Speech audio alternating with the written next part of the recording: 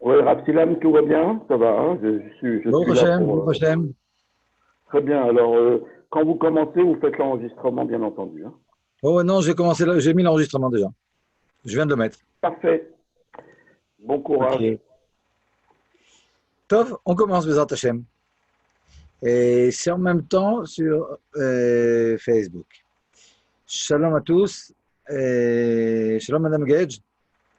Alors je suis vraiment mitragesh quand même, parce que on a parmi les spectateurs ma prof de bio d'il y a 38 ans. Alors c'est pas une petite chose. Incroyable. Magnifique, magnifique. À Yavne quand j'étais en première et en terminale. Magnifique. Une vache Formidable. magnifique. Ok. Regardez.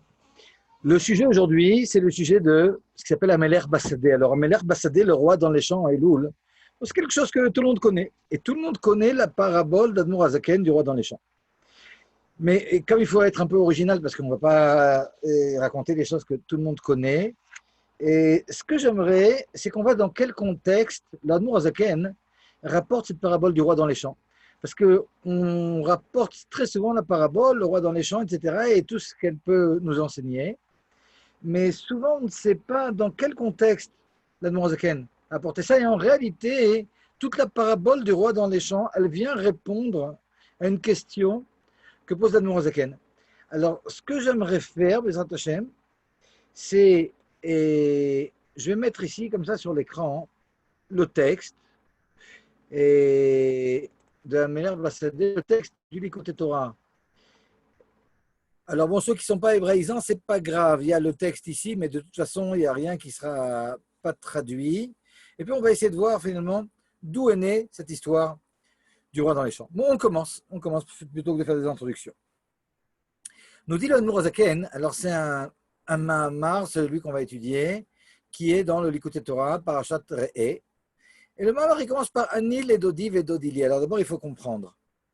Il y a énormément de chassidoutes qui va traiter de versets du Shir Hashirim.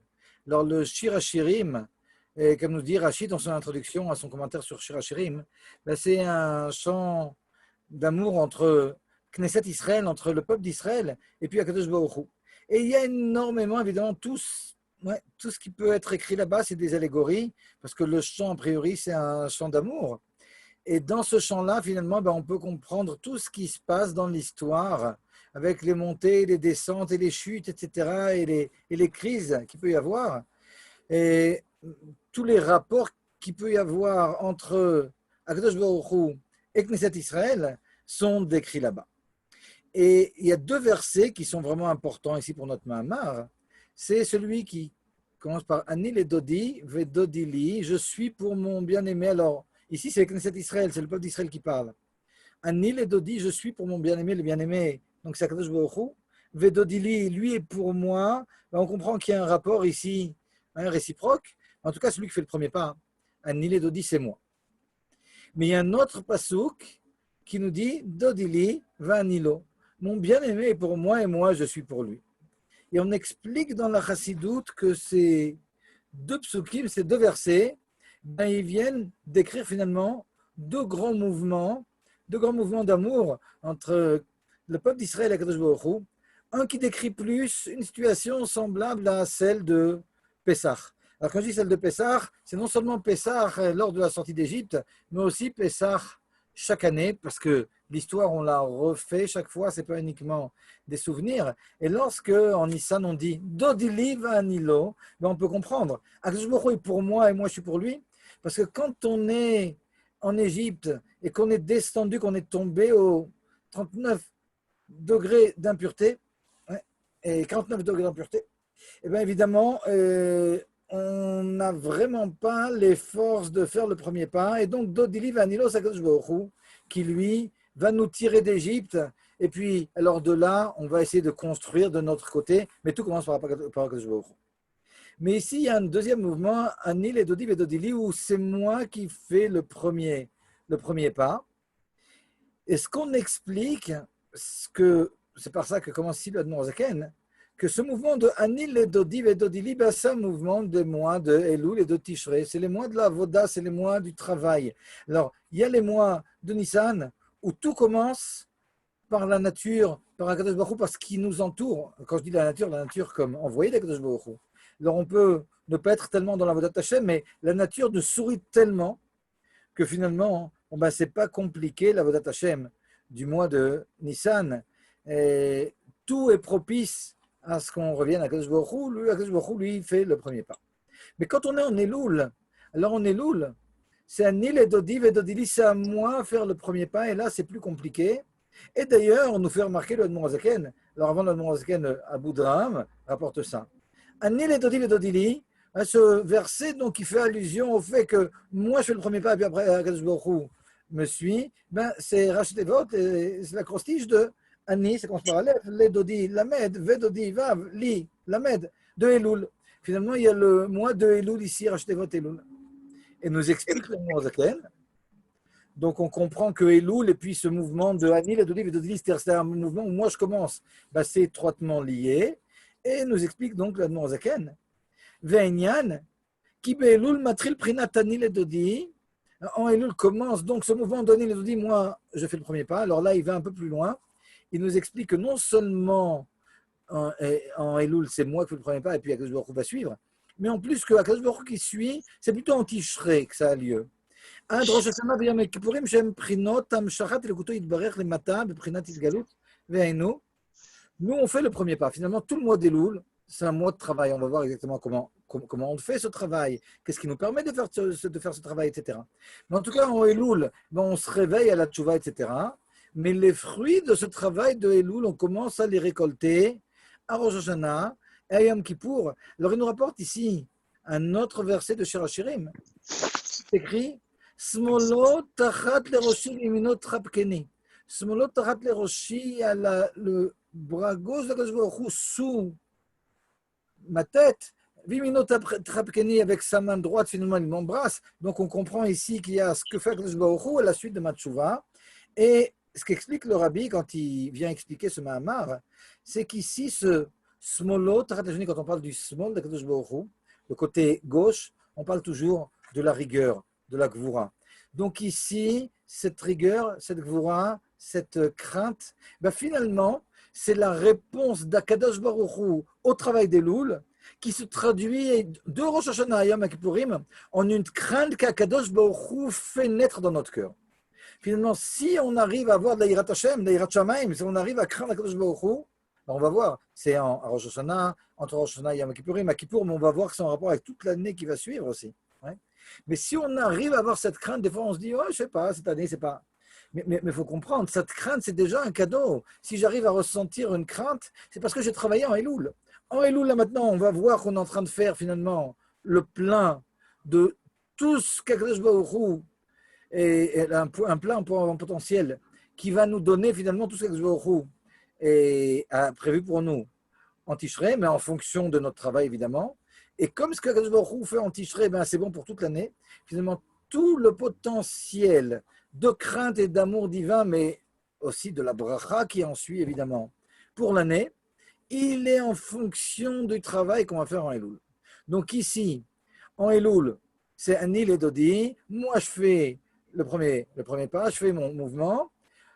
En Tishrei, Akadosh Baruch Hu, il commence déjà à répondre. Il répond d'abord avec le Smolo Tachat Leroshi, avec un mouvement où il va faire naître en moi une profonde crainte divine. Et ça, c'est en particulier entre Rosh Hashanah, de Rosh Hashanah à Yom Kippour. Et la suite, Vimino Trapkeni, la main droite d'Akadosh Baruch Hu. La main droite d'Akadosh Baruch Hu, c'est l'amour d'Akadosh Baruch Hu.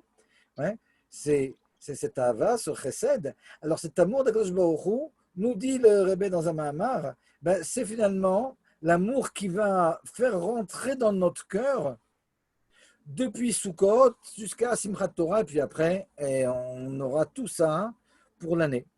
Donc en fonction du travail qu'on va faire maintenant en Elul, Akadosh Baruch Hu de Rosh Hashanah Yom Kippour introduit dans notre cœur énormément de crainte, qui sera finalement la crainte avec laquelle on va servir Akadosh Baruch Hu pendant toute l'année. Et il explique ça un peu plus loin, le Admor Hazaken. Ouais, si vous regardez comme ça, quelques lignes plus bas, il nous dit Vetiye yirato al pnehem kol hashana, en fonction de ce travail, ouais, que l'on va faire en Elul. Vous voyez ici, Veti Rato Alpnem Kol Hashana. En fonction du travail de Elul, Akadosh Baruch Hu va nous donner de la crainte de Rosh Hashanah Yom Kippour, de l'amour à Sukkot, et tout ça, c'est ce qui va nous aider à craindre Akadosh Baruch Hu et à aimer Akadosh Baruch Hu pour toute l'année. Donc finalement, on comprend qu'on est en train de faire un travail et les fruits, c'est finalement la possibilité de craindre et d'aimer Akadosh Baruch Hu pendant toute l'année. Donc c'est vraiment important, parce que toute la bracha aussi en gashmiut que l'on aura, elle dépendra de ça. Ok, on avance un petit peu. Continue le Admour Azaken. Donc là, maintenant, je vais sauter un peu. Et je passe comme ça, du côté droit, sur la feuille, dans le texte. Bon, ceux qui n'ont pas sur Facebook, il n'y a pas le texte, mais ce n'est pas grave, on va tout expliquer. 5 lignes avant la fin ici de cette colonne. Veine Noda. Alors, après avoir fait cette introduction, le Admour Azaken, il va poser une question. Mais peut-être avant cette question, je vais faire encore un petit point d'introduction. Vous savez, quand on parle comme ça de Ani, Ledodi, Vedodili, donc je suis pour Akadosh Baruch Hu, Akadosh Baruch Hu est pour moi, ouais, ben, il y a un amour comme ça qui commence de notre côté et puis qui revient après par Akadosh Baruch Hu. Cette idée, elle existe déjà. Elle existe déjà avant le Admour Azaken, elle existe déjà avant la Chassidoute qui nous parle beaucoup de ce Ani, Ledodi, Vedodili. Mais c'est intéressant parce qu'elle est exprimée par le Talmud, par le Zohar, par le Harizal, par tout ce qu'on peut connaître dans chaque type de littérature de façon un petit peu différente. Et j'aimerais comme ça ouvrir une parenthèse là-dessus parce que c'est intéressant. Il y a dans les écrits du Harizal une notion qui s'appelle Mein Nukvin et Mein Dechorin. Alors, c'est les eaux féminines et les eaux masculines. Alors, si on veut commencer par un exemple, une parabole de cette chose-là, ben on peut comprendre que quand on a le cycle de l'eau, le cycle de l'eau, on a de l'eau ici-bas, on a des mers, etc. Et cette eau, avec la chaleur, elle va s'évaporer. Et après, elle va retomber sous forme de pluie. Alors, les pluies qui tombent de haut en bas, c'est l'eau masculine. Et puis, l'eau qui monte, c'est l'eau féminine. Et finalement, lorsque le Harizal veut parler du travail de l'homme qui entraîne une grande dette divine, il nous parle de Mein Nukvin et Mein Trorin. S'il y a beaucoup de Mein Nukvin, cette eau qui va de bas en haut, finalement, c'est ce qui va symboliser notre travail. Alors, plus on va se travailler, et plus que Baruch Hu va ouvrir notre cœur, et donc finalement, et non seulement ouvrir notre cœur, et donc se dévoiler à nous, à l'intérieur de nous, mais en plus aussi nous donner de la bracha, et tout ça, c'est les eaux masculines. Alors, c'est intéressant parce que lorsque la Chassidoute parle de la même chose, mais sous forme de Anil et d'Odiv et d'Odili, alors ce qui est mis en avant, c'est beaucoup le côté amour. Le fait que dans ce rapport comme ça entre nous, Akadosh Baruch Hu, on commence, Akadosh Baruch Hu continue, et puis après, alors on comprend que c'est amplifié, etc. Et il y a beaucoup d'amour, c'est extraordinaire. Le Harizal, lorsqu'il parle de Mein Nukvin et Mein Trorin, ce qui est intéressant, c'est qu'on comprend que c'est cyclique. Parce qu'Anil et Dodili, on pourrait comprendre que c'est un ping-pong. Ok, Anil et Dodili, ok, on s'arrête. Il y a l'aller et il y a le retour. Quand on parle d'eau féminine et d'eau masculine, on comprend que de la même façon que le cycle de l'eau, c'est un cycle. Là, il y a un cycle et donc quelque chose comme ça qui sera même une spirale qui va s'amplifier. Donc, c'est peut-être ce que le Harizal nous rajoute au Inyan de Anil et Dodili.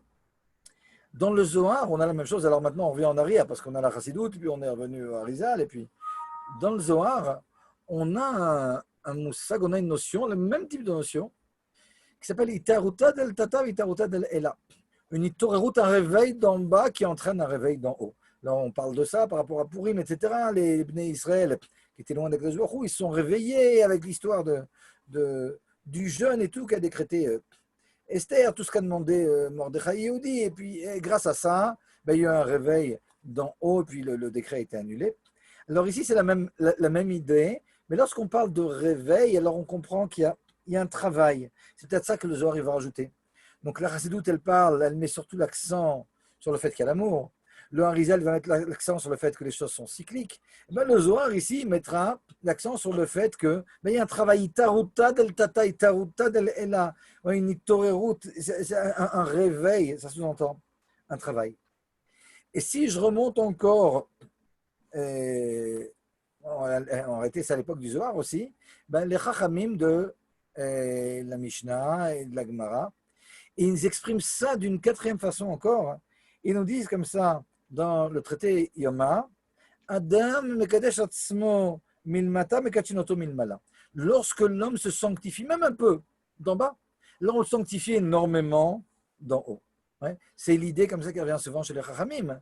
Alors ici, ce qu'on gagne, alors c'est aussi la même idée. Il y a un réveil comme ça d'en bas, un travail qui est fait et qui va entraîner que Akadosh Baruch Hu, il va faire aussi de son côté son travail. Mais ici, on comprend que c'est complètement disproportionné, complètement. On fait finalement, on nous demande pas la lune, on nous demande de faire un pas, c'est tout. Et puis après, Akadosh Baruch Hu, ce qu'il fait, c'est Mekatchin Otom Ilmala. Alors Akadosh Baruch Hu, il va nous sanctifier d'en haut, ça n'a rien à voir avec ce qu'on peut sanctifier nous-mêmes d'en bas.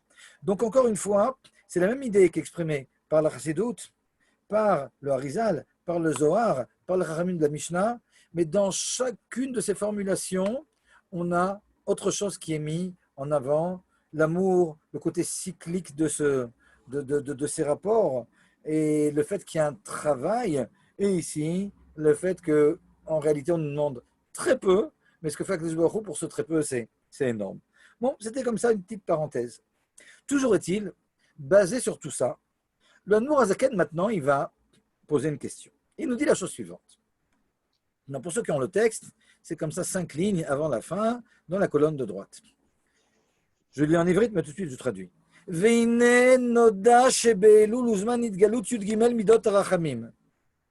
On sait, alors là, ce qu'il nous dit, c'est quelque chose d'axiomatique. C'est quoi on sait? C'est rapporté dans le livre Pri Etzraïm du Harizal. Là, on ne l'explique pas pourquoi, comment, c'est un fait, c'est rapporté dans le Pri Etzraïm. Alors, c'est intéressant parce que le Harizal, c'est très axiomatique. Vous savez, dans l'introduction du Shar Hagdamot, qui est un des écrits du Harizal, alors le Rav Chaim Vital, qui est celui qui a écrit les écrits du Harizal, il écrit, si tu te demandes, mon maître, d'où il a sorti tout ce qu'il dit, parce qu'il y a des choses qui n'apparaissent nulle part avant. Ouais. C'est pas quelque chose, c'est pas une fonction comme ça continue, où on a le Zohar et l'exégèse du Zohar, c'est le Harizal. Non, il y a énormément de choses, c'est vraiment un saut, quoi. Il y a des choses complètement inédites dans les écrits du Harizal, dont on ne parle absolument pas ailleurs, en tout cas de façon peut-être très, très, très, très allusionnée, mais donc c'est vraiment. Alors demande comme ça, le Rav Chaim Vital, si tu te demandes, mon maître, d'où il a sorti tout ça, bah sache qu'Eliyahu Hanavi, c'est lui qui venait et il lui enseignait tous ses secrets tous les jours.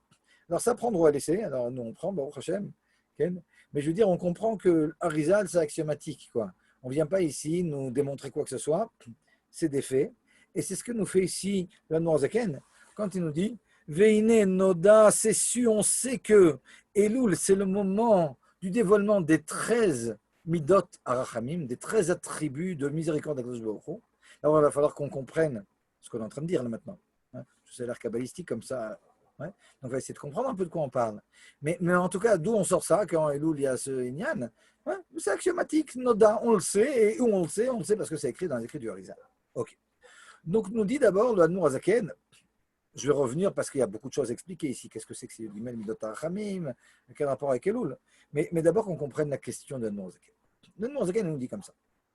On a des textes du Harizal qui nous disent quand Elul se dévoile les 13 attributs de miséricorde d'Akadosh Baruch Hu, et je vais expliquer ce que ça représente. Mais on continue d'abord pour comprendre la question. Il faudrait comprendre cette chose-là, nous dit le Admour Hazaken.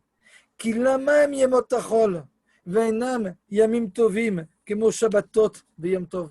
Pourquoi les jours d'Elul sont-ils des jours profanes et pas des jours saints comme les jours de Shabbat et Yom Tov? Shebahem Itgalut Elokut. Alors j'explique la question. La question du Admour Hazaken, pour la comprendre, il faut comprendre un petit peu plus ce que c'est que les Gimel Midot Hachamim. Comme ça. Quand on parle du Yud Gimel Midot Hachamim, d'abord de quoi on parle? Alors là aussi c'est intéressant parce que bon, les Yud Gimel Midot Hachamim c'est en rapport avec le pasuk, le verset, un parchat qui dit ça, Hashem, Hashem, Kel, Rachum, V'Chanun, et Rachim, V'Chased, V'Emet, Notzer, Chesed, Lafim, Nosam, Noshav, Chatav, Venake. Ouais, ce qu'on dit et dans les Tachanunim, ce qu'on dit à Elul, et ce qu'on dit beaucoup et pendant le mois de Tishrei. Maintenant, c'est des psukim qui sont en rapport avec le fait qu'Akadosh Baruch Hu, après le Vaudor, est pardonné au Ham Israël. Mais et ici, c'est surtout des attributs d'Akadosh Baruch Hu, des attributs d'une miséricorde. Et c'est intéressant parce que si on compte les mots que je vous ai dit, Hashem, Hashem, Kel, Rachum, Vechanun, Erer, Rapim, Vachesed, Vemet, Notzer, Chesed, Lafim, Nosavon, Vachar, Venake, on arrive à beaucoup plus que 13. Alors déjà, la façon de compter les 13, c'est intéressant parce que c'est très controversé avant qu'on arrive au Zohar, au Harizal et à la Chassidut. Alors c'est rapporté toute cette sugia dans le Talmud, au traité de Rosh Hashanah.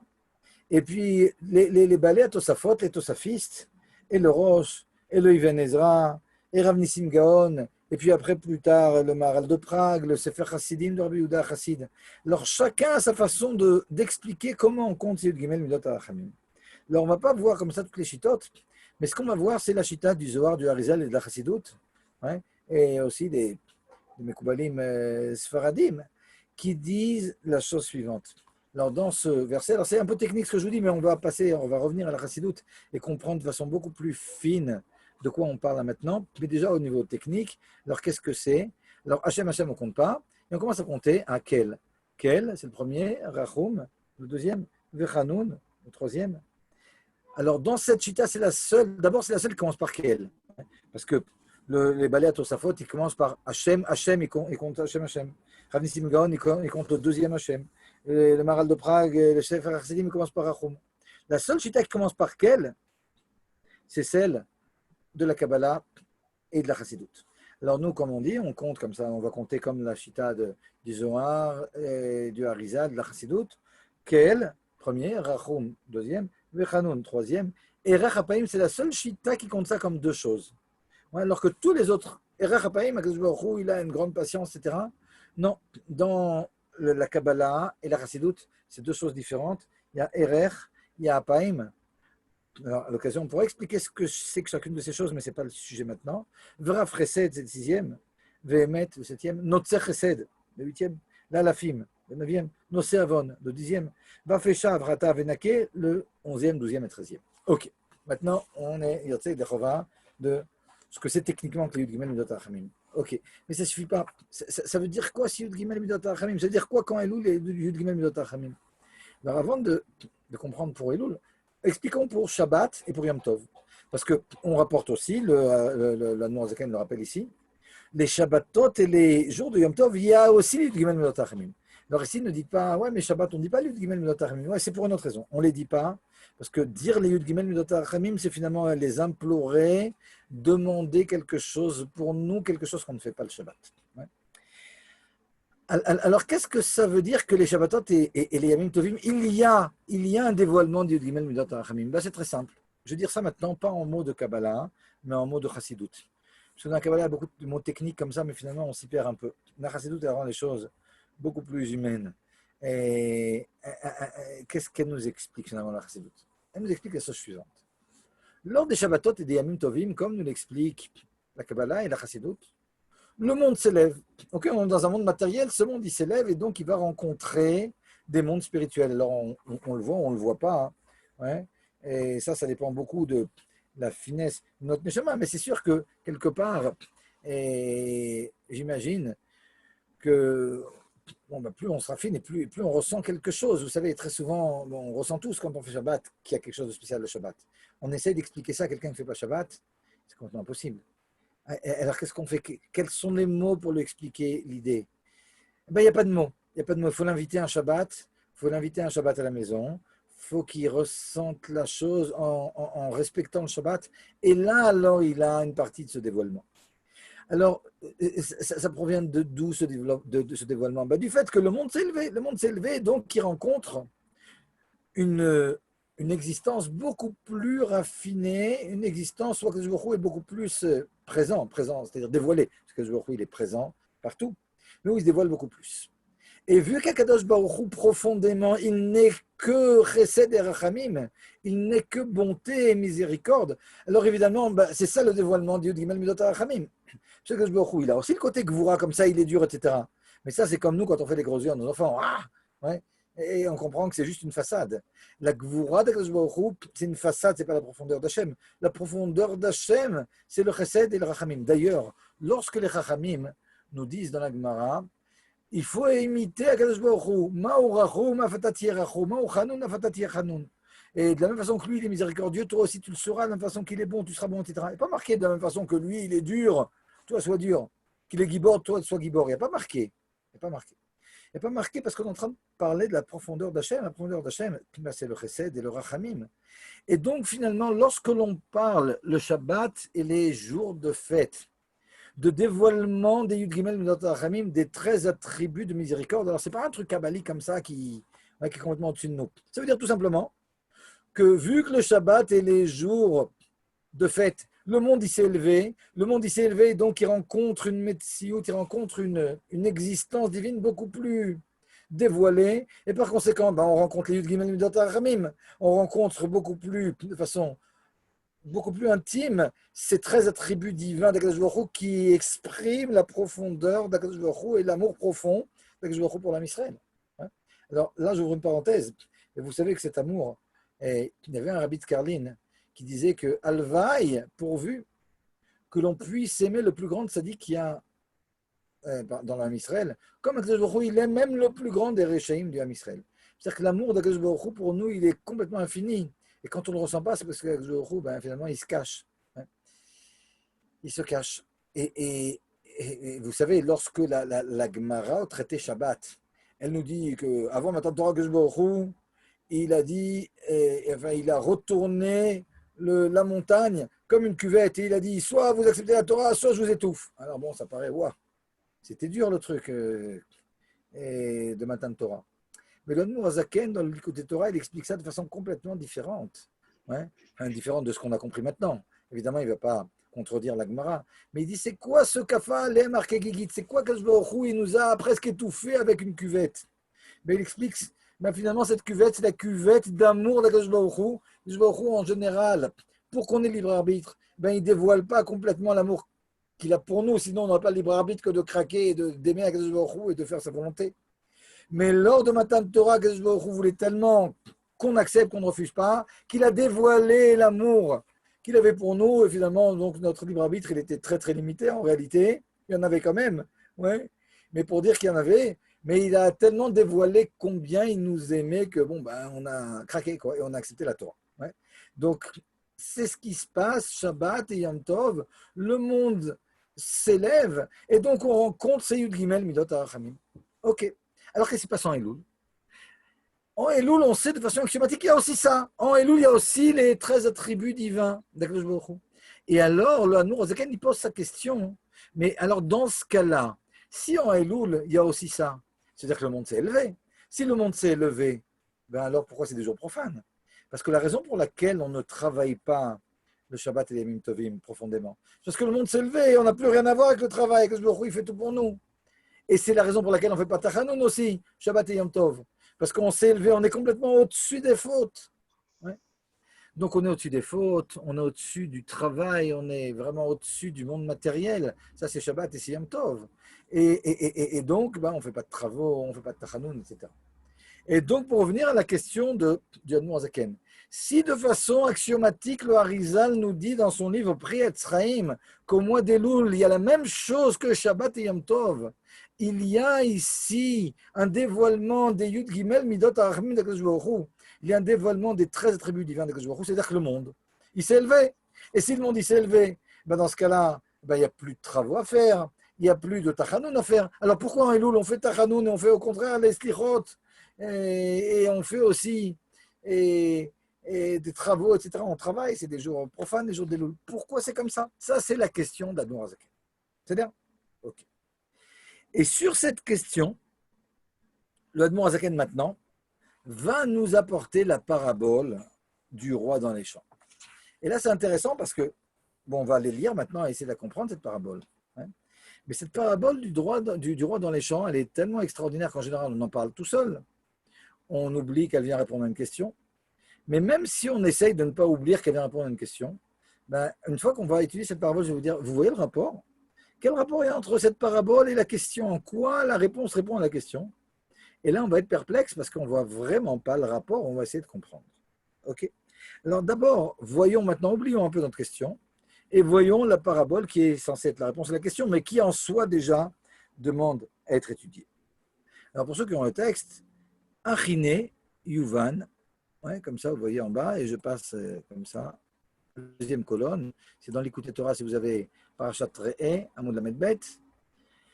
Pour répondre à cette question, on va rapporter, nous dit l'Admour Zaken, Mashal le Melech, la parabole d'un roi, Shekodem Bo'o La'ir, qui avant d'arriver à la ville, d'où il vient, on ne sait pas vraiment ici dans cette parabole.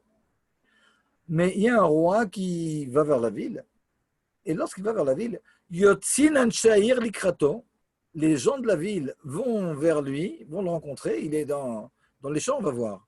Ou Mekablin Panav Basadé pour le recevoir dans les champs. Ben ouais, en général, le roi, il est où il est, ouais, mais ce n'est pas si facile d'accéder au roi. Mais là, le roi, maintenant, il est de passage. Ouais, il va vers la ville, il est de passage, il passe par les champs, ben, c'est vraiment le moment. Ouais. Alors, il y a un roi comme ça, qui, à un certain moment, ben, il est en route pour aller vers la ville, et puis il se trouve dans les champs, et on peut aller le rencontrer dans les champs. Super. Ouais. Ve'az rasha'in kol mi sherotze latzet lagbil panav. Et alors, à ce moment-là, a le droit, quiconque le veut, d'aller accueillir le roi dans les champs. והוא מקבל את כולם בסבר פנים יפות ומראה פנים שוחקות לכולם. Et lui, eh ben, il reçoit tout le monde avec beaucoup d'amour C'est et lesquels il dans le sourit à tout sens le monde. Alors, le rabbi, quand il enseignait ce texte, alors des fois, il disait panim shochakot. Ouais. une procédure avec Le pshat, normalement, c'est sochakot, l'isrok. survenue d'accident médical. C'est comme l'itzrok. Donc, c'est sourire, c'est rire. Ouais. Toujours est-il, donc ici, on va dans les champs, puisque le roi y est. Et quand on va dans les champs, alors on pourrait penser 2 minutes, on est en Elul. On est en Elul et par conséquent, on n'a pas encore vraiment fait tchouva, on commence à peine. Et on va donc dans les champs avec nos paquets de Haverot. Ouai, le roi, il va venir. Vous savez, avant la chassidoute, quand on parlait de Elul, c'est Elul. Alors, Elul, c'était le grand chaudron comme ça où on allait nous brûler. Mais là, ça n'a rien à voir. Ici, le mois d'Elul, décrit par la Chassidoute, mais c'est quelque chose d'extraordinaire.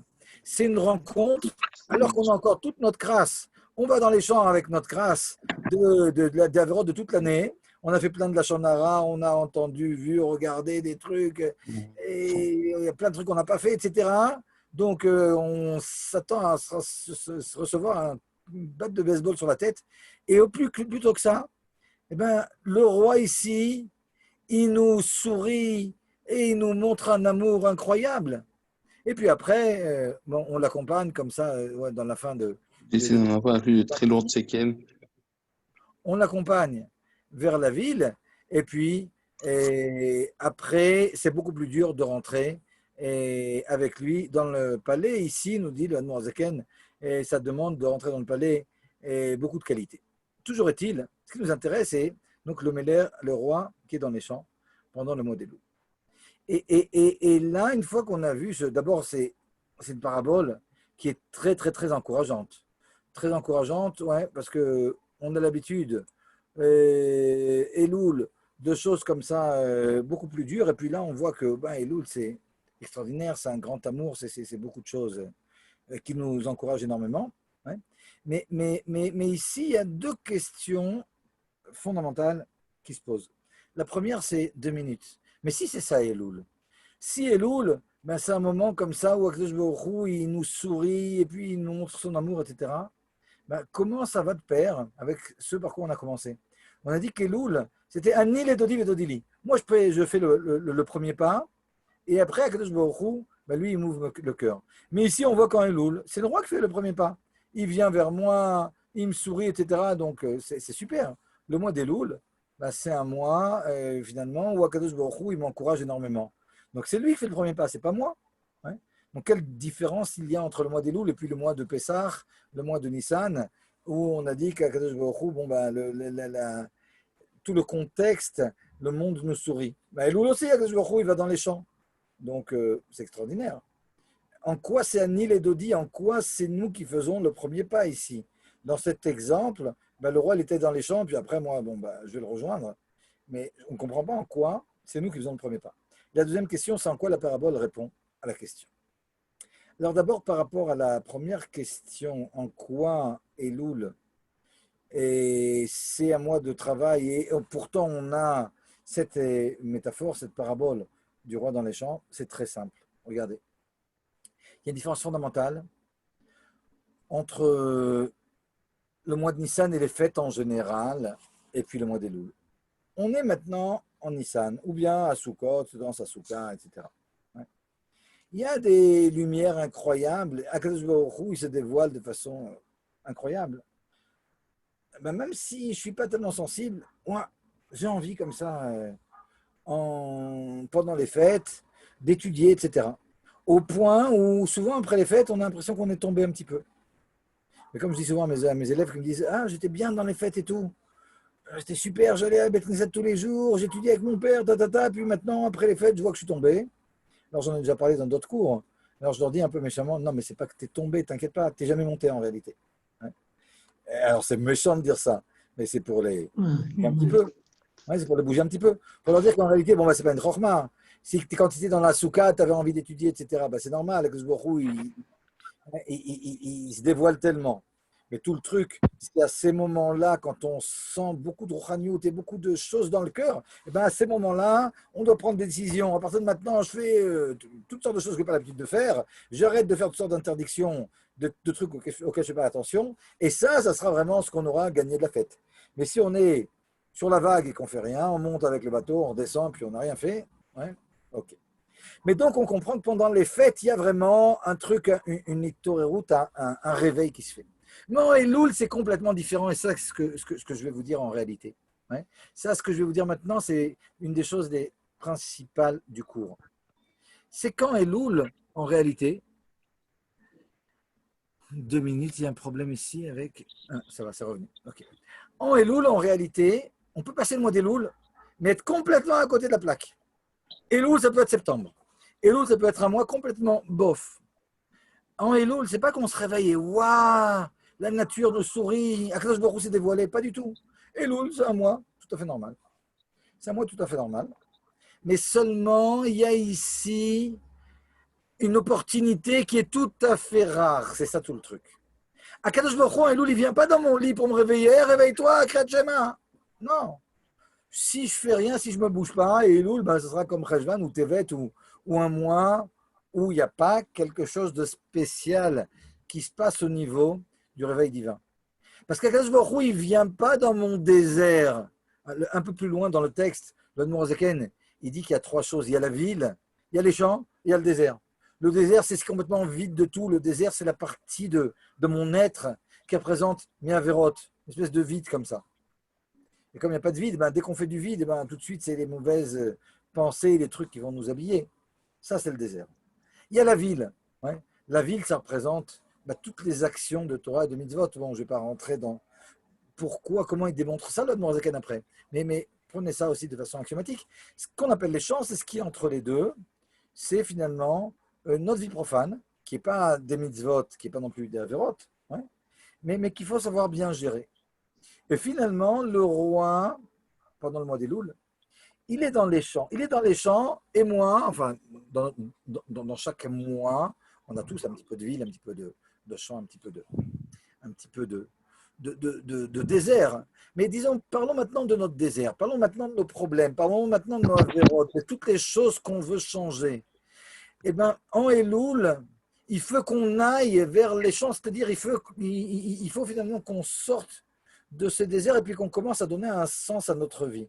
Mais en réalité, comme je vous dis, vu qu'Akadosh Baruch Hu, il ne vient pas me réveiller dans ma crasse, il vient, mais il me redonne rendez-vous à 100 mètres de chez moi. Imaginez que je vous dise maintenant, vous savez, il y a 5 minutes, près de chez vous, dans la rue, il y avait un type, tous ceux qui passaient, il leur donnait 10 000 $. C'était à portée de main, il suffisait de passer pour avoir les 10 000 $. Il faut dire, waouh, c'est tellement dommage, mais il est toujours là-bas. Ah non, maintenant, il est parti. Mais il y avait une opportunité. Pourquoi tu n'es pas sorti pour les 10 000 $? Mais si tu n'es pas sorti, il n'est pas venu chez toi, le type te les a portés. Ben, c'est exactement ça. C'est-à-dire que moi, Elul, Akadosh Baruch Hu, il est dans les champs, Akadosh Baruch Hu, il y a une opportunité incroyable qui s'exprime de la sorte que si je veux me bouger, eh ben, il m'aide, mais de façon tout à fait fantastique. D'ailleurs, dans le texte, il nous dit, au mois d'Elul, ben, tout celui qui veut aller rencontrer le roi, eh ben, le roi, lui, il le sourit, etc. Alors, bon, on comprend ce que ça veut dire. C'est-à-dire que tous ceux qui veulent faire souvent en Elul, ben, il les encourage. Mais pourquoi? Dans l'année, c'est pas comme ça. Dans l'année, si je veux faire tchouva à Akadosh Baruch Hu, ils ne m'encouragent pas, ils ne me mettent pas, je ne peux pas faire tchouva. On sait que la tchouva, c'est quelque chose qui marche contre tout. Le rabbi, dans un Mahamar, il explique que non, dans l'année, c'est beaucoup plus dur. Parce que dans l'année, ben c'est vrai que très souvent, on se dit, à partir de maintenant, ça y est, j'arrête de faire ça. Ouais. Mais, alors, chacun avec ses problèmes. Mais combien de trucs vous avez décidé d'arrêter de faire, combien de shtouyot, et finalement, vous n'avez pas vraiment réussi. Pourquoi? Alors, le rabbi, comme ça, dans un des Mahamarim, il dit, parce qu'en réalité, le Yetzer Hara, il se fait tellement grand, ouais, j'essaie de retrouver comme ça les mots, mais il nous dit comme ça. Et comme ça. Je suis en train de lire dans les Mahamar du Bouramatri de la Nil et Dodi, Tafshin Kavav, un Mahamar du Rabbi de 1966. Alors, ce que nous dit le Rabbi là-bas, c'est comme ça. Il nous dit וגם כשמתעורר אצלם רצון לעשות תשובה ולקבל עליהם ולמלכות שמיים, אין זה בה בפועל. Dans l'année, très souvent, alors qu'on s'est réveillé, on a vraiment envie de prendre sur nous le joug divin et de changer, etc. Mais très souvent, finalement, de fait, on ne fera pas cette chose, ça ne marchera pas. Et pourquoi? Parce qu'en réalité, on est complètement, il nous dit comme ça, on est complètement chavouille, on est complètement prisonnier de notre Yetzer Hara. Dans l'année, encore une fois, on n'est pas là pour être déprimé. Ouais. Et puis, toute l'année, on peut tout faire de toute façon. En une seconde, on peut faire tout. Mais le truc, c'est à quel point on veut, c'est ça tout le truc. Je veux, ok, je veux, mais très vite, il y a une petite difficulté, ouais, et je me décourage. Donc, dans l'année, le fait de vouloir, ça ne suffit pas. Il faut vouloir énormément pour que la chose puisse réellement être faite. Et pourquoi? Parce qu'on est tellement dépendant de notre Yetzer Hara et de toutes les choses de ce monde que si on veut, ouais, j'imagine que parmi nous, il y en a toutes sortes qui ont 20 kilos à perdre. Ouais. Et bon, il y en a aussi qui ont 20 kilos à prendre. Ouais. Mais prenons ceux qui ont 20 kilos à perdre. Okay. Mais combien il y en a parmi vous? Moi, par exemple, vous savez quoi? Je parle de moi. Il faut que je perde 20 kilos. Ouais. Mais ça fait combien d'années que je me dis qu'il faut que je perde 20 kilos et combien de fois je décide de faire une diète et puis finalement, ouais, bah, c'est repoussé. Parce qu'il y a toutes sortes de choses qui font qu'on ne veut pas assez, c'est ça tout le truc. Bah, qu'est-ce qui se passe en Elul? Bah, c'est ça tout le Inyan de Elul. En Elul, c'est à nous à faire le premier pas réellement, c'est à nous à vouloir, mais contrairement à toute l'année où quand on veut, bah, ça ne suffit pas, il faut vouloir énormément. En Elul, quand on veut même un petit peu, eh bien, Kadosh Baruch Hu, il amplifie cette volonté que l'on a, et finalement, il fait en sorte que d'une petite volonté, notre volonté à nous, elle devienne extrêmement grande, et qu'on réussisse finalement à servir à Kadosh Baruch Hu, à le servir. C'est ça toute l'opportunité du mois d'Elul. Elul, si on devait traduire le mois d'Elul par un terme, c'est opportunité. Il y a une chance ici, il y a une occasion, c'est l'occasion de notre vie, c'est l'occasion de l'année. Pourquoi l'occasion de l'année? Parce que comme on a vu, le travail d'Elul, c'est lui qui va finalement déterminer tout l'amour et la crainte qu'Akadosh Baruch Hu va nous donner au mois de Tishrei. Et l'amour et la crainte qu'Akadosh Baruch Hu nous donne au mois de Tishrei, c'est ce qui va déterminer tout ce qu'on recevra dans l'année. Donc finalement, tout se joue maintenant. Et ici, il suffit de vouloir un petit peu au mois d'Elul pour qu'il amplifie notre ratson, notre volonté, qui mettent de côté, ça s'appelle les Miniyot et Ikuvim, qui mettent de côté finalement tous les empêchements, pas uniquement les empêchements techniques qui viennent de l'extérieur, même les empêchements qui sont en moi, même ce Yetzer Hara que j'ai et dont je suis prisonnier, même ça, finalement, il va me le mettre de côté, il va me l'atténuer. Et donc, finalement, en Elul, ce qui se passe, c'est quelque chose de tout à fait extraordinaire, mais encore une fois, c'est Elul. Encore une fois, ça doit être extraordinaire. Ce n'est qu'Elul, c'est-à-dire la seule chose à faire, c'est d'aller dans les champs, c'est de sortir de cette crasse dans laquelle on se trouve, c'est de faire le premier pas. Si on ne fait pas le premier pas, il ne se passe absolument rien, je ressens absolument rien, il n'y a aucune aide. Si je fais le premier pas, ben, il amplifie mon premier pas et il fait en sorte que toutes les résolutions que je vais prendre à Elul, eh ben, réellement, j'aurai assez d'amour et de crainte, assez d'envie, assez de ratson, assez de volonté pour pouvoir les accomplir. Et donc finalement, on a répondu à la question que je vous ai posée. C'est-à-dire, on avait dit comme ça, On avait dit, mais tout au début du cours, on a dit que Elul, c'est un Nil et Dodili Dodili. C'est un mouvement où moi je fais le premier pas et puis après je recontinue. Alors comment la parabole du roi dans les champs, elle va de pair avec cette chose-là, alors que dans le roi dans les champs, on a l'impression que c'est le roi qui fait le premier pas? Réponse, non. Dans le roi dans les champs, le roi ne fait pas le premier pas. Parce que dans le roi dans les champs, le roi, il ne vient pas dans mon désert, dans ma crasse, dans mon lit, et me dire, allez, réveille-toi, lève-toi, il est 10 heures. Il vient dans les champs, et il me donne rendez-vous dans les champs, mais moi, je n'y suis pas dans les champs, et donc il y a un rendez-vous qui est donné. C'est comme le type qui est dans la rue, qui donne les 10 000 $. Il ne vient pas chez moi à la maison. Il me donne rendez-vous dans la rue, mais il faut que j'aille dans la rue, il faut vouloir. C'est quand même quelque chose. Ouais. Mais une fois qu'on veut, alors là, ça marche, et c'est ça la différence avec toute l'année, c'est que dans l'année, vouloir, ça suffit pas, à moins que vraiment on veuille, mais de façon tout à fait extraordinaire. Et là, ben, un peu de bonne volonté, et en Elul, cette bonne volonté, elle est transformée en une avodat Hashem extraordinaire. Ok, donc on a compris le point important de cette parabole du roi dans les champs, ouais, c'est ce que je viens de vous dire. Mais maintenant, je vais vous donc reformuler la première question, qui était 2 minutes. En quoi la parabole du roi dans les champs répond à la question?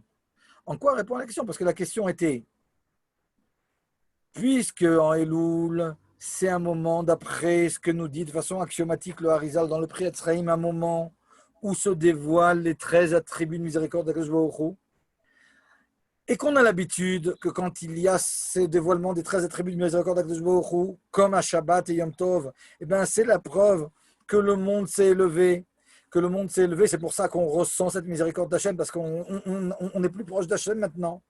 Alors, si en Elul, il y a aussi cette histoire-là, de 13 attributs divins d'Akadosh Baruch Hu, 13 attributs de miséricorde d'Akadosh Baruch Hu, ça veut dire a priori, comme un Shabbat et Yom Tov, que le monde s'est élevé, et s'il s'est élevé, ben dans ce cas-là, on n'a pas de travaux à faire, et ni de tachanoun à faire. C'est des jours, les jours du mois d'Elul, comme des Shabbatot et des Yom Tovim, et des jours de Yom Tov. Et donc la question se posait, ben dans ce cas-là, alors pourquoi c'est des jours profanes, les mois d'Elul? S'il y a les Yud Gimel Midot HaRachamim, a priori, ouais, ben ça va de pair avec un monde qui s'élève et le fait qu'on soit raffiné et on n'a pas besoin de travailler ni de faire tachanoun. Et la réponse maintenant, elle est claire. C'est vrai qu'il y a les Yud Gimel Midot HaRachamim au mois d'Elul qui traduisent une kirva, une proximité à un Kadosh Baruch Hu. Mais cette proximité à Kadosh Baruch Hu, elle ne provient pas du fait que le monde s'est élevé. Cette proximité à Kadosh Baruch Hu qu'il y a en Elul, elle n'a rien à voir avec Shabbat, où le monde s'élève le Shabbat. Cette proximité en Elul d'Akadosh Baruch Hu, elle provient du fait qu'Akadosh Baruch Hu est descendu. C'est ça la parabole du roi dans les champs. Akadosh Baruch Hu en Elul, c'est le roi qui va dans les champs. Il vient dans les champs, ouais, pour nous aider dans notre travail divin. Mais par conséquent, le monde, il ne s'est pas élevé du tout. Le monde ne s'est pas élevé en Elul. Le mois d'Elul, c'est un mois profane. Ouais. Et donc, on a compris. On a compris qu'en réalité, ouais, on avait répondu à la question. Le Hadmour Azaken disait, mais puisque on sait que le mois d'Elul, c'est un mois du Gimel Midot HaRachamim, donc, a priori, le monde s'est élevé, et donc, pourquoi on fait Tachanoun? Pourquoi il y a des travaux? Là, il y avait un problème. C'est pas exact. C'est vrai qu'il y a le Yud Gimel Midot HaRachamim, mais ça n'a rien à voir avec Shabbat et Yom Tov. Les Yud Gimel Midot HaRachamim ici ne démontrent pas, ne sont pas un signe que le monde s'est élevé. Le monde ne s'est pas élevé. Akadosh Baruch Hu est descendu dans le monde. Hein. Et donc, comme ça, et répond le Hadmour Azaken à sa question qu'il avait posée par ce machal du Gimel Midot HaRachamim. Et ici, je vais en profiter pour rebondir sur ce que dit le Rebbe, au moins dans 2 endroits que j'ai trouvé comme ça dans les Dvadiot du Rebbe, quelque chose d'important. Le Rebbe dit en réalité, dans ce processus des loups, il y a quelque chose qui est un petit peu dangereux. Quelque chose qui est un petit peu dangereux, il y a une sakana, il y a un danger qu'il faut connaître. Et le danger, il est que les choses elles sont tellement faciles qu'on risquerait de s'y tromper. En Elul, on va prendre une bonne résolution. Alors, encore une fois, chacun, d'après son truc, ouais, ceux qui ne mettaient pas les films tous les jours, qui les mettent, ceux qui ne font pas attention à ne pas regarder ce qu'il ne faut pas regarder dans la rue, ben, ils commencent à faire attention. Chacun avec les trucs qu'il doit raffiner et dans les mitzvot positives et dans les interdictions. Mais seulement, quand on commence un petit peu à se bouger en Elul, Akadosh Baruch Hu nous sourit tellement, le roi il est tellement dans les champs, que c'est très encourageant. On a fait un petit peu et puis on a l'impression qu'on est devenu des tzadikim. Et là c'est un problème parce qu'on risque alors d'arrêter notre travail. On risque en Elul du fait, vous savez, encourager c'est super ouais, dans le Chinour. Il faut savoir jusqu'où encourager. Ouais, parce que si dès que le type il a 3/20 Ah, c'est génial! Ouais, tu as 3 fois plus que la dernière fois. Ok, c'est super. Mais c'est que 3 sur 20. Donc il faut encourager, ok, mais malgré tout, montrer aussi qu'il y a encore du chemin à faire. Et nous dit l'Admour Azaken, c'est vrai qu'en Elul, il y a énormément d'encouragement, nous dit le Rebbe, mais ces encouragements, il faut faire attention, il faut qu'on ait présent à l'esprit hein, le fait qu'en réalité, bon, Akadosh Baruch Hu nous aide énormément. Ouais. Alors évidemment, c'est extraordinaire. C'est extraordinaire parce qu'on est en train de remplir nos poches de diamants.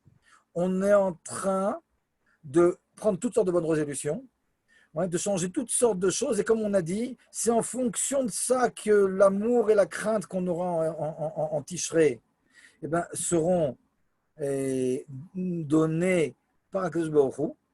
Et en fonction de cet amour et cette crainte que nous donnera Akadosh Baruch Hu en Tishrei, ben, on prendra des résolutions pour l'année et puis on se bougera aussi au mois de Tishrei.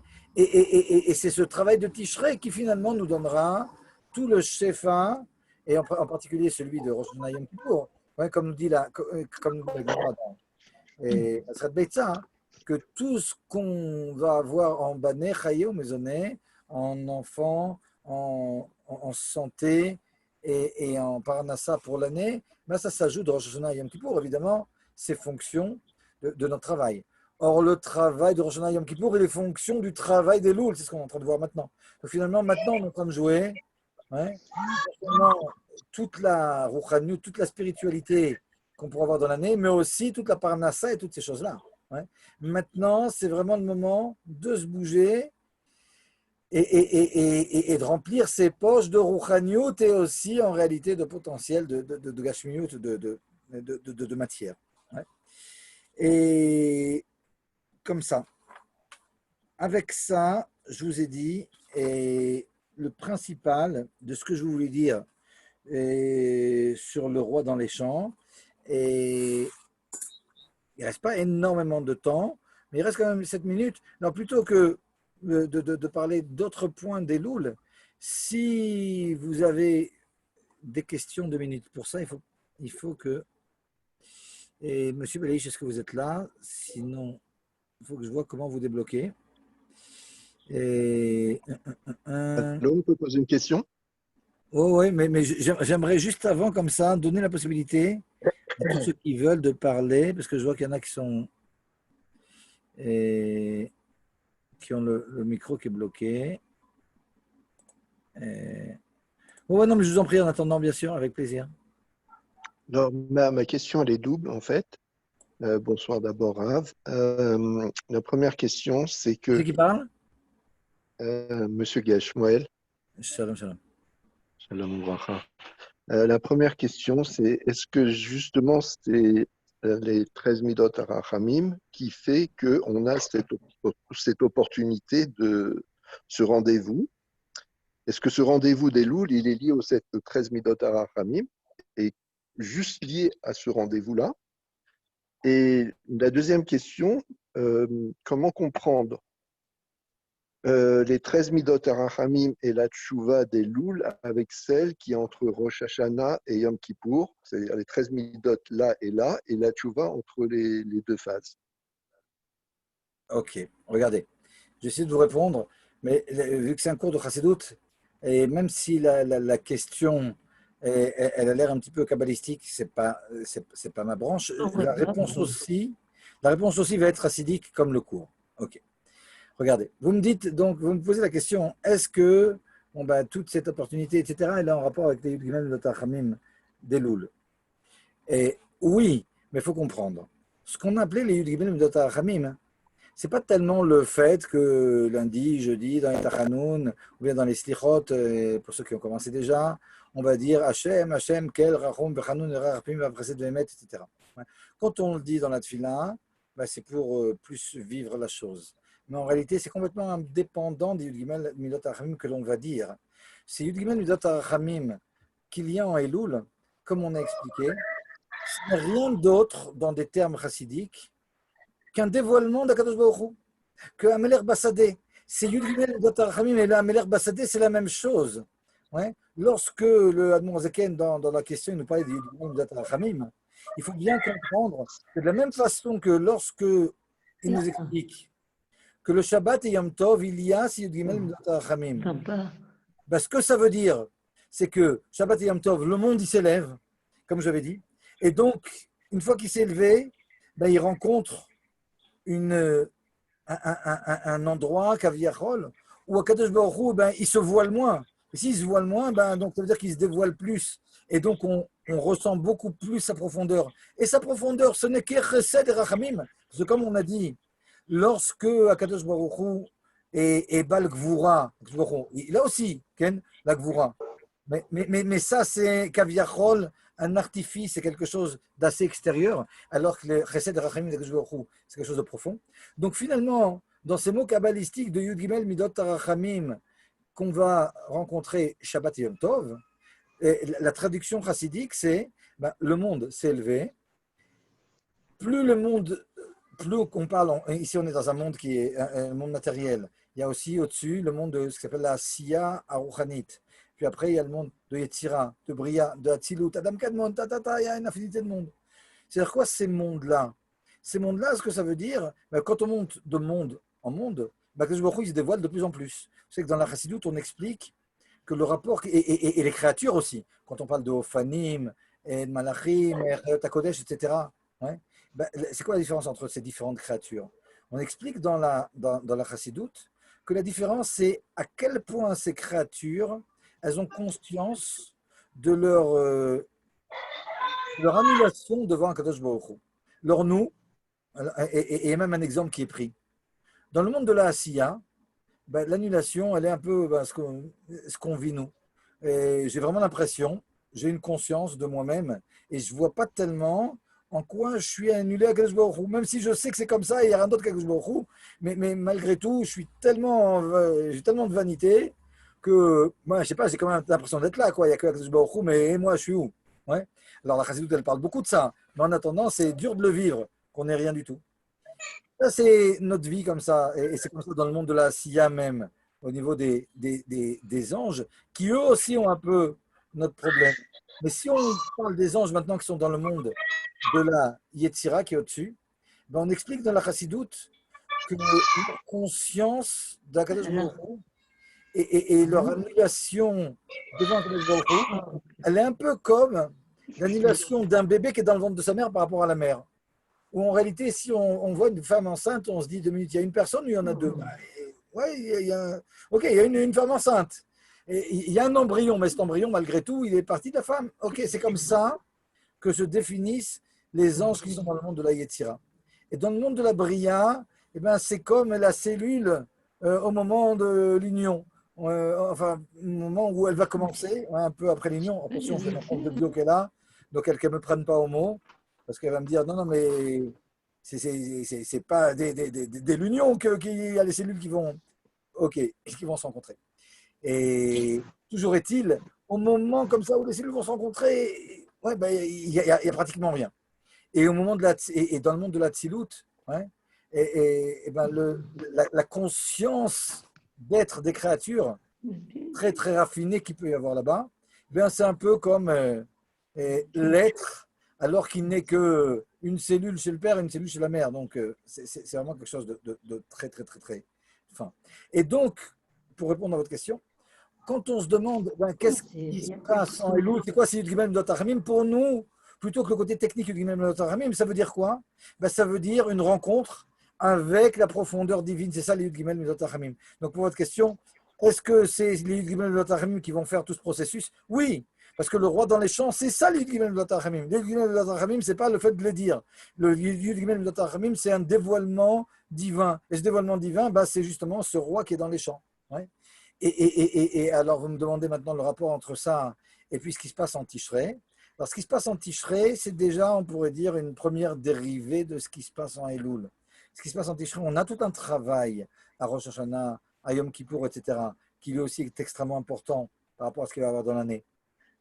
Mais ce travail déjà, nous explique l'Admor Hazaken, quand il nous parle de son Tachot Leroshi Vimot Trabkeni, le travail qu'on va pouvoir faire depuis Rosh Hashanah, Yom Kippour et Sukkot, il est déjà un fruit de ce qu'on a fait en Elul, parce que un Rosh Hashanah et à Yom Kippour et après à Sukkot, Akadosh Baruch Hu, il fait rentrer dans mon cœur de la crainte de Rosh Hashanah Yom Kippour et de l'amour pendant les jours de Sukkot en fonction de tout le travail que j'aurais fait au mois d'Elul.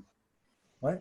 Donc quelque part, tout ça, c'est en rapport avec les Yud Gimel Milot HaChamim. C'est-à-dire, si je regarde le processus, si Yud Gimel Milot HaChamim, c'est le fait que Akadosh Baruch Hu, il aille dans les champs. Il va dans les champs.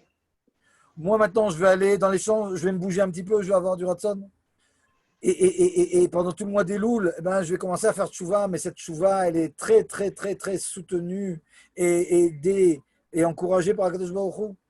En fonction de tout ça, ça va me donner encore de plus en plus d'envie et de possibilités de faire tchouva, de prendre sur moi toutes sortes de nouvelles choses. Ça, c'est tout le mois d'Elul, et de réparer tout ce que j'ai à réparer, de prendre des résolutions pour l'année prochaine, etc. Ça, c'est le mois d'Elul. Donc, tout provient de Yud Gimel Milot HaChamim, encore une fois. Yud Gimel Milot HaChamim, que je était dans les champs. Moi, quelqu'un, et là, il y a peut-être un point que je ne vous ai pas dit. C'est que le fait qu'Akadosh Baruch Hu est dans les champs, on a dit, c'est pas ça qui va nous réveiller, parce qu'il est dans les champs, moi, je ne suis pas dans les champs. Alors, qu'est-ce qui me fait aller dans les champs? Ce qui me fait aller dans les champs, c'est le fait que, pendant le mois d'Elul, Akadosh Baruch Hu, il va faire Be'ashgacha Pratit, qu'on va entendre un cours dans lequel on va nous dire que Akadosh Baruch Hu a dit Beruach HaKodesh ou Admur HaZaken, ce secret que le roi est dans les champs pendant Elul. Et donc, Akadosh Baruch Hu, il ne me le dit pas directement. Il va me faire un cours en Zoom par quelqu'un qui a étudié ça dans l'Admur HaZaken, qui va me dire à l'oreille, et tu sais, le roi, il ne vient pas chez toi. Mais sache, il est dans les champs.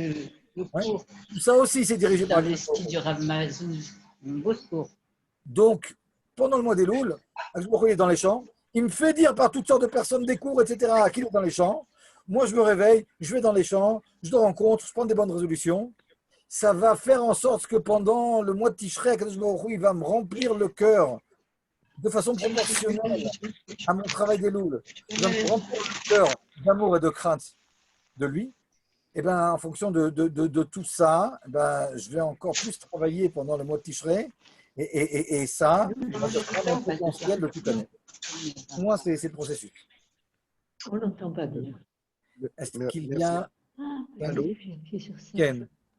Allô? Allô? Oui, je te gaze. Allô? N'importe. Oui, la question, c'est, et la tchouva, c'est la même en Elul ou en Tishri? Est-ce que la tchouva, c'est la même?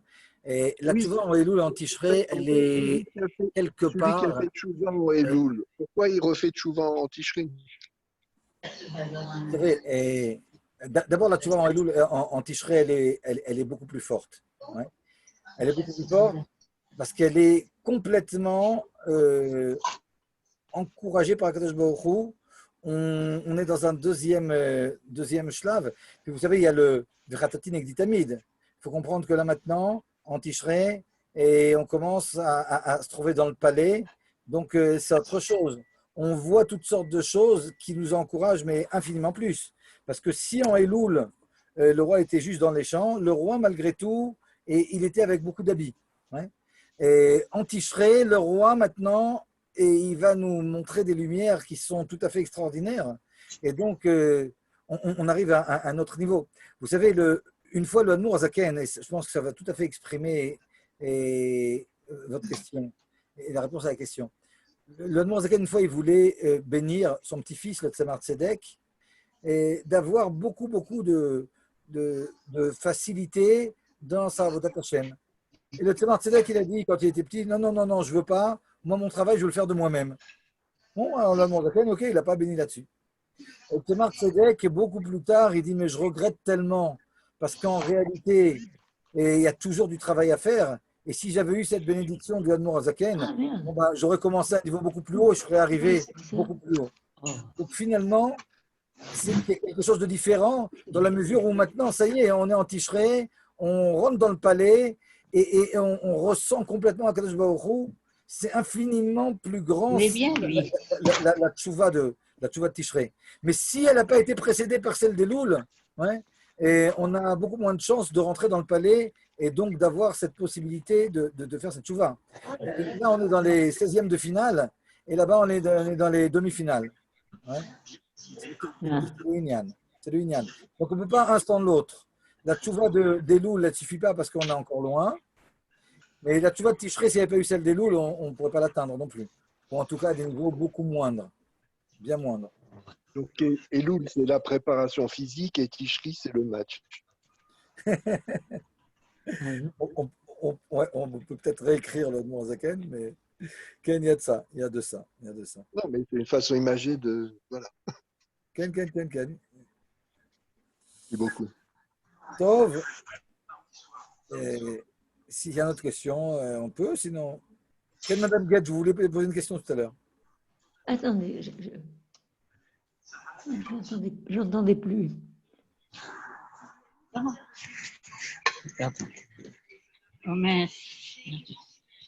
Ken. Tov, s'il n'y a pas de questions, on va s'arrêter là. Alors, bon. Shabbat Shalom. Bon Elul, le Shabbat Shalom, et puis Bezrat Hashem, il faut aller dans les champs, quoi. Ah oui. Merci, Et toi, merci. Toda, Attends, pas ce que tu dis. Merci, Rav. De la moutarde. Allô? Oui, il a fini.